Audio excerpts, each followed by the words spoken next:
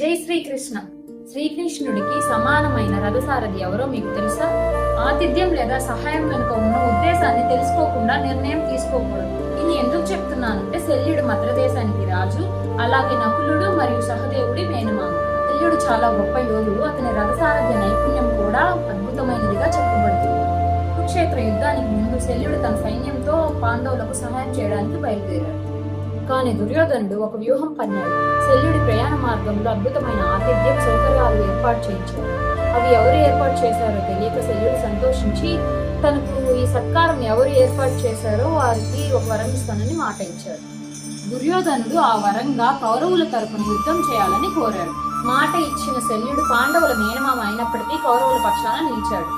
అయితే కర్ణుడికి అర్జునుడికి మధ్య జరిగే యుద్ధంలో శల్యుడు కర్ణుడికి రథసారథిగా ఉంటూ తన మాటలతో కర్ణుడి మనోధైర్యాన్ని దెబ్బతీశాడు. తరువాత కౌరవ సేనకు సేనాధిపతిగా మారిన శల్యుడు చివరకు యుధిష్ఠిరుడి చేతిలో మరణించాడు. ఒకవైపు బంధుత్వం, మరోవైపు ఇచ్చిన మాట, ఇంకోవైపు ధర్మం. శల్యుడి కథ మనకు చెప్పే నీతి: మాట ఇచ్చే ముందు ఆలోచించాలి, ఎందుకంటే ఒక మాట మన జీవితాన్నే మార్చగలదు.